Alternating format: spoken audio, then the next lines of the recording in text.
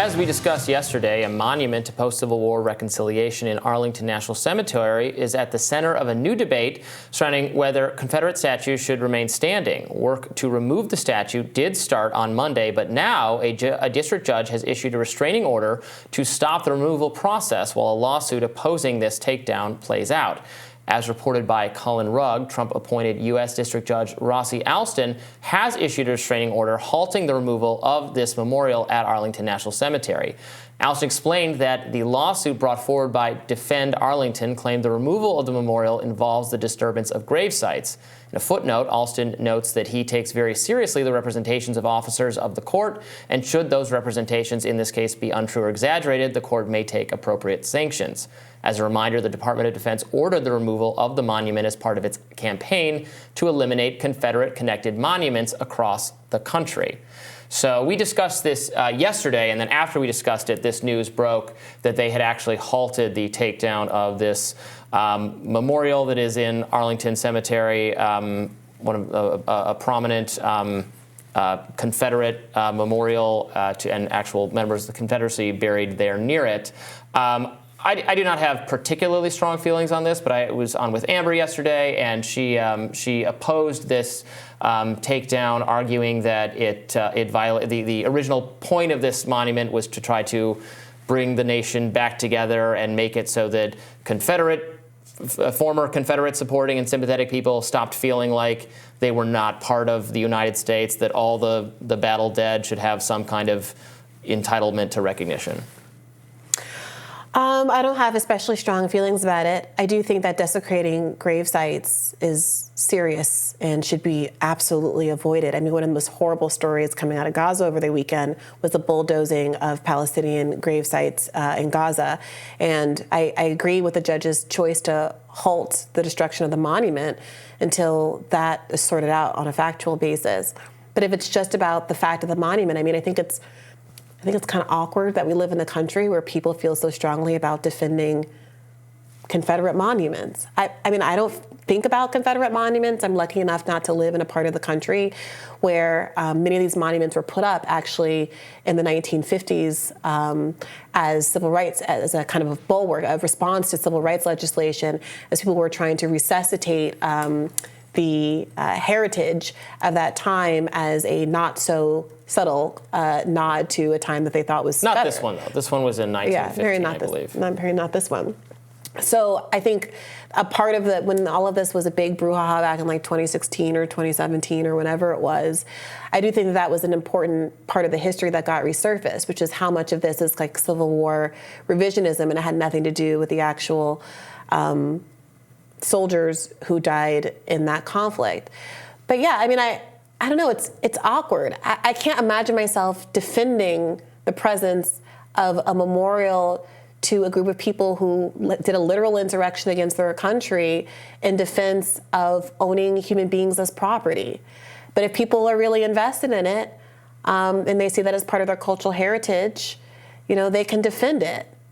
I can't imagine being a loser in a war where your side was literally defending the maintenance of a practice of keeping human beings as chattel, being able to kill them and murder them with impunity, raping women and breeding children to keep in captivity, your own kids in captivity, or to be bought and sold as animals.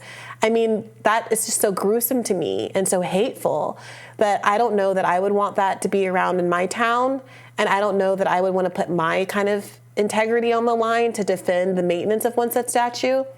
I do think, generally speaking, I prefer that these things be moved as opposed to destroyed, because I think that America should not be allowed to forget that it lived most of its national history under the disgrace of having chattel slavery as the law of the land. And just erasing it wouldn't do anything to address it. Sure.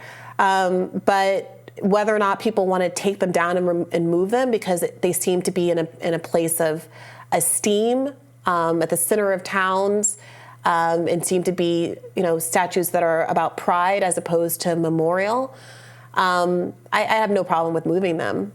Yeah, I think I see a difference between, I mean, this one is in a grave area where actual soldiers are buried and was part of a reconciliation effort. I think I see that as different than maybe a statue honoring a specific person, or we can rename whatever ships or planes or like those things can be. We do it all the time. Soave Arena. But I agree with you. Yeah, not destroying. If they the appropriate place for them would be things like museums or even, and I think perhaps a gravesite is also an appropriate place. We talked yesterday, the destruction of that Robert E. Lee memorial that the Washington Post wrote about in videotape, where it's like, do you remember that? Where it's like, it's this weird thing that they did. They gave this Robert E. Lee statue to a group of artists to and they made video of it being like melted down, and really the face has like fire coming. It makes it far more terrifying and starts to, in my view, give the impression that like the literal fine dislike the man or dislike what he stood for, but is starting to make it so that the literal statue is some totem of evil that needs to be destroyed. Like, are we making ourselves more afraid of these things? It was very weird to me. Yeah, I don't remember that. I take your word for it. Look, I was watching, I confess, 90 Day Fiancé last night, and one of the couples, I don't even know the conceit of the show, but it's people. People who live in different countries, they have to either come to America or go there, sometimes the other way. And they have 90 days to get married on a fiancé visa. And this one couple, the man had come from Korea and gone someplace in the south to where this woman lived. And she was taking him around the town, and there was a soldier, a statue. And he was like, "What is that?" And she explained to him that it was a Confederate soldier. And he's like, "Oh, from like slavery?" And she's like, "Yeah." And she's like, "This is a statue commemorating a pro-slave guy?" And she's like, "Yeah." And it was an interesting moment, because I do think there are a lot of Americans who are taught that it's just history, and we can become kind of inured to the reality that a lot of other countries didn't have this kind of scenario. They didn't have most people who ever died in the American War happened in a civil war over a question of whether you can own another human being. And I do sometimes think those moments are useful for Americans to kind of reckon with. Maybe it's not the most normal thing in the world to just have a surfeit of like monuments to an insurrectionist campaign in defense of slavery all around. But hey, like... Well, let's not... I mean, I'm not an expert in Korean history at all, but let's not pretend that America was unique in having... I mean, slavery has existed in every society since the Chattel beginning slavery is relatively unique. It is. Well, and there's a... Chattel slavery, yes. Yeah, that's a worse kind of slavery. Well... The stuff the Romans... I'm not going to start distinguishing between kinds of slavery. I will, because the kind of slavery where you're not multiple... It's every generation based on the physiognomics of who you are, but you're captured and there's territory and you breed into the population and you just become over generations normalized. Yeah, that makes a big difference. I mean, armies would rampage across Europe and America and Asia and kill all the men and rape all the women and enslave all the children. It was horrible, but it's just the human experience for the last 10,000 years. Okay, well, America was one of the last countries to get rid of slavery. It had to fight its bloodiest war over it. And the question here is not just whether you had slaves, but whether or not you're a country that persists in being proud of it. Well, I don't think anyone is claiming to persist in being proud of it.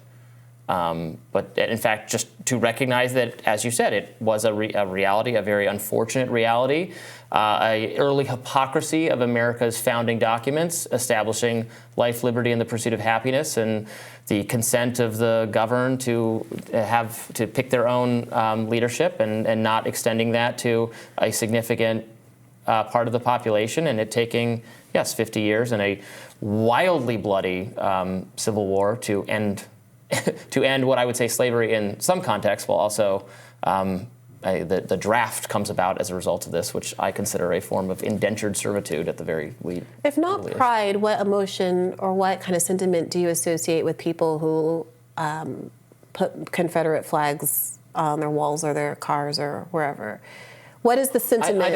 I wouldn't. Because I feel like they articulate. Well, look, people do see it as a I'm as a northern cultural. Boy. I don't have any. People say it's my culture, and people are proud of their culture. So I do think that I'm not here to cast judgment on anybody. Like, you're going to do what you're going to do, but we can be honest about what it is. When I put something on my wall, it's because I like it, because I'm proud of it, because it means something to me, and I think it's worth interrogating, what that means. Some people say, I look at the Confederate flag and it has nothing to do, I don't think about slavery. Well, that's interesting in and of itself, right? I mean, and it's, I think that probably is the case without we know what people who put up the Confederate flag will say about it. They'll say they're supporting states' rights and individual liberty and opposing wars of aggression against them. I mean, that's what they'll say. You can say that's BS, but that's what they'll say. I think that they might sincerely believe that, but I think that they should consider that, it means something very different to other people. My great-great, I forget how many greats, grandfather fought in the Civil War on the not having slave side of it, and I'm very proud of that. Right. So we're just different strokes for different folks. That symbols mean different things to different people. Yeah. More Rising right after this.